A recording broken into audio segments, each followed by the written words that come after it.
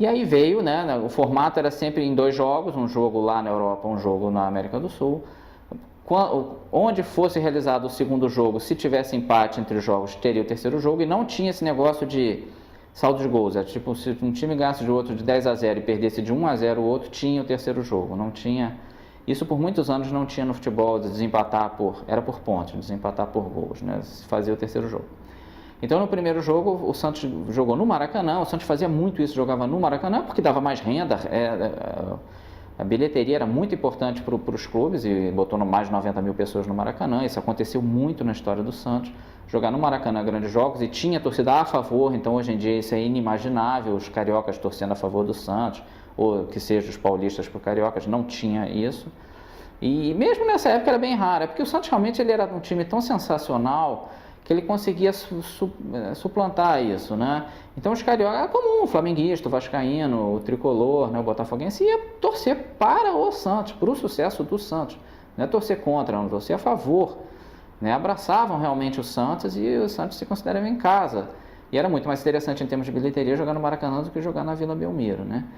Então, ganhou de 3-2 o primeiro jogo contra o Benfica, e foi um jogo assim um pouco mais tranquilo do que apareceu o placar. Eles fizeram o segundo gol com o Santana fez os 2 gols do Benfica no finzinho do jogo, assim, o jogo estava 3-1, o Santos razoavelmente controlou bem esse jogo, não teve muito problema não.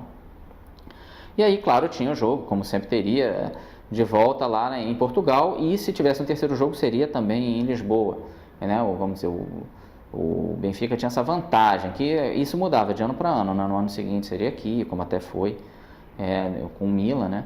Mas eles tinham essa vantagem de poder ter o jogo de desempate em casa, se fosse o caso. E ele já contava isso como certo, muita gente do elenco do Santos falou, via eles falando abertamente, já pensando em vender o terceiro jogo, botando panfleto e tudo. Eles realmente tinham um timaço, porque tinha mesmo. Era o Benfica, tinha o Costa Pereira, que depois foi goleiro em 66 também, na grande campanha de Portugal, foi terceiro lugar, até ganhou do Brasil. Tinha o Eusébio, né, sem comentários. O Coluna, um sensacional meio-campista português, né, o Simões, o José Augusto. Tinha um time muito bom, o Benfica, realmente. Né, pela lógica deles, claro, eles tinham confiança total e não conheciam tão bem o Santos. Não tinha esse negócio de ver jogo brasileiro, então não tinha esse intercâmbio que tem hoje. Então eles ouviam falar que o Santos era um ótimo time, beleza, mas realmente tinha uma confiança muito grande. Mas pegaram um Santos e um Pelé um dia de gala, realmente, uma noite de gala no caso, né? O Pelé realmente deu um show, ele mesmo considera que foi o maior jogo da vida dele, da carreira dele. Você viu para o Pelé considerar o maior jogo da carreira dele, você já imagina o que foi isso, né? E foi realmente a apoteose dele e do clube, assim, isso fez o nome do Santos, que já tinha um nome forte na Europa, ia geral para a Europa, ganhava de Real Madrid, ganhava de Barcelona lá, isso era comum.